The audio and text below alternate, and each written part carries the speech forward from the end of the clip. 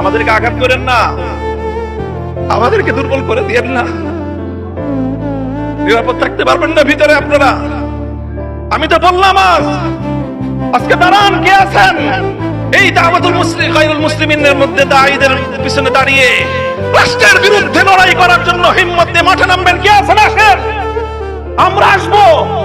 আমি ঘোষণা দিয়ে যাচ্ছি আপনাদের কাছে, এটা নিয়ে যদি সামনে আমাদেরকে আরো বড় কোনো পদক্ষেপ নিতে হয়, যদি সরকারের বিরুদ্ধে এটার জন্য রুখে দাঁড়াতে হয়, আমরা রুখে দাঁড়াবো ইনশাআল্লাহ।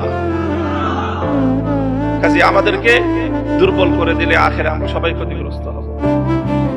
আপনি মুনাজারা ইসলাম মুনাজারা করেন, আপনারা বাতিলের মোকাবেলায় দালায়েলের বহস করেন, আপনারা আপনাদের মতো করে বহস করে যান।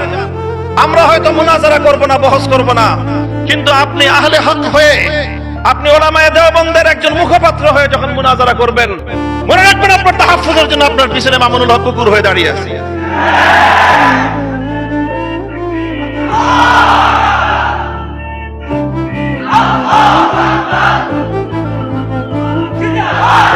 এটা হলো আমাদের রাজনীতি, এটা হলো আমাদের রাজনীতির খুব নিগুড় রহস্য, মৌলিক কথা।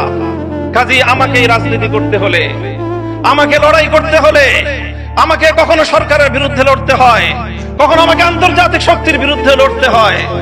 কাজী আমাকে আমার রাজপথের একটা শক্তি নিয়ে আমাকে ময়দানে টিকে থাকতে হবে।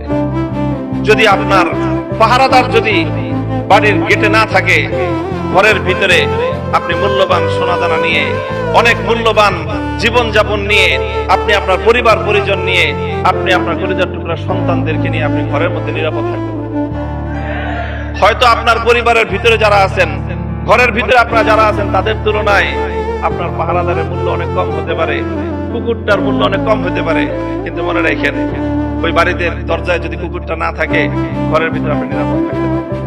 আমি যে রাজনীতি করি, আমার সেই রাজনীতির মূল লক্ষ্য এবং উদ্দেশ্য হলো আমাদের আকাবির এবং আসলাফ উলামায়ে দেওবন্দ এই উপমহাদেশ জুড়ে দ্বীনের যে সমস্ত হামাগির খিদমত এবং কর্মকাণ্ড আঞ্জাম দিচ্ছেন, সেই কর্মকাণ্ডগুলিকে একটা কুকুর হিসেবে পাহারাদারি করাই হলো আমার রাজনীতি।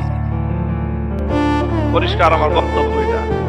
আমরা রাজনীতি করি এই জন্য যেন আমাদের খানকাগুলিতে আমাদের মাশায়েখরা বসে ওখানে তারা যেন নিরাপদে ওনারা যেন ইসলাহ এবং তাজকিয়ার কাজ করতে পারেন।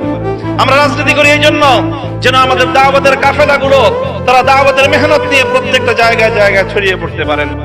আজ জানেন বাংলাদেশে, এই বাংলাদেশে ৯৯% মুসলমানদের বাংলাদেশে দাওয়াতুল ইসলাম ইলা গায়রিল মুসলিমিন, গায়রে মুসলিমদের কাছে যারা দাওয়াত নিয়ে যেত, সেই দাওয়াতের মেহনত আজ কতটা ঝুঁকির মুখে। যারা সেই দাওয়াত দেয় তারা আজকে কতটা হুমকির মুখে, রাষ্ট্রীয় হুমকির মুখে, আন্তর্জাতিক হুমকির মুখে। এই সকল দায়ীদেরকে নিরাপত্তা দেওয়া এবং তাদের পাশে দাঁড়ানো, কণ্ঠ উচ্চারিত করে তাদের জন্য সিনা টান করে ময়দানে দাঁড়িয়ে যাওয়াই হলো আমাদের রাজনীতি, এবং আমি করবো সেটা ইনশাআল্লাহ। আমাদেরকে আঘাত করেন না, আমাদেরকে দুর্বল করে দিয়েন না। নিরাপদ থাকতে পারবেন না ভিতরে আপনারা?